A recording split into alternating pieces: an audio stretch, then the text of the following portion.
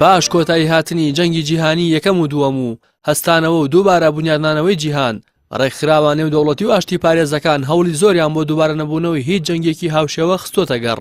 بەو پێش لە ئێستادا لە نێوان هیچ دوو وڵاتێکدا بەڕسمی جەنگ ڕانەگەێنراوە و بوونی نییە تا ڕادەیەک ئەو هەوڵانە سەرکەوتوو بوون. بەڵام ململانی زلهێزان و پاراستنی بەرژەوەندەکانیان نەوەستاوە و لە ئێستادا جیهان لە بەردەم جەنگی جیهانی ئەلکترۆنیدایە. ئاژانسی ئاسایشی زانیاری و تۆڕی ئەوروپا راپۆرتێکی لەژێر ناونیشانی راپۆرتی بینراوی هەڕەشەی 2010 بڵاو کردوتەوە و تێیدا ئاماژە بە چالاکیاسی خوڕەکانی ئەلکترۆنی و زیادبوونیان لەلایەن چین و رووسیا و ئێرانەوە دەکات. لە راپۆرتەکەدا باس لەوە کراوە هێرشە ئەلکترۆنیەکان بە ئامانجی سیخوڕی بەردەوامی هەیە و هەرێک لە چین و رووسیا و ئێران بۆ سیخوڕیکردنی ئابووری لە پێگەیەکی بەهێز و چالاکن. لە بەشێکی دیکەی راپۆرتەکەدا ئاماژە بۆ کراوە سزا سەپێنراوەکانی سەر ئێران ئەو وڵاتەی ناچار کردووە بۆ گەیشتن بە ئامانجا ستراتیژی و ناوچەیەکانی خۆی چالاکی و هەڕەشە ئەلکترۆنیەکانی زیاد بکات.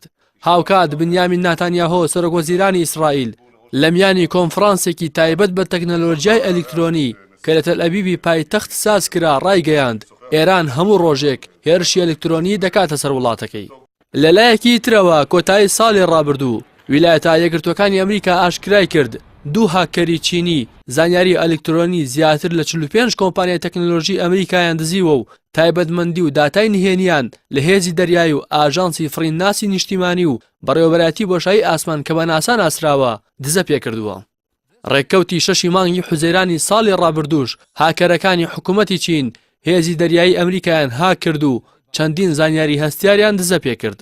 هەروەها جەنگی ئەلکترۆنی خاڵێکی تری جێناوکۆکی نێوان رووسیا و ئەمریکایە بە تایبەتی پاش ئەوەی ئەمریکا رووسیای بۆ تۆمەتبار کرد کە لە هەڵبژاردننی ساڵی 2016دا دەستگای هەواڵگیری رووسیا پەلاماری حساباتی ئەلکترۆنی پارتی دیموکراتی ئەمریکای داوە و دەسوەردانی لە هەڵبژاردنەکانی سەرۆکایەتی ئەو وڵاتە کردووە. وڵاتانی عەرەبیش بەشێکی جەنگی ئەلکترۆنین. ئەمەش دوای ئەوەی ئاژانسی ڕۆیتەرز لە راپۆرتێکدا ئاشکرای کرد تیمێک لە ئەفسەرانی پێشووی دەستگای هەواڵگیری ئەمریکا CIA کە بۆ ئیمارات کار دەکەن لە ڕێگەی سیستمێکی سیخوڕیکردنی پێشکەوتوو بە ناوی کارما ئامێری تایبەتی مۆبایلی ژمارەیەک چالاک و دیبلۆماتکار و سەرکردەی بیانی کە پەیوەندیان لەگەڵ ئیماراتدا باش نییە هاک کردووە و زانیاریەکانیان دزە پێکردووە.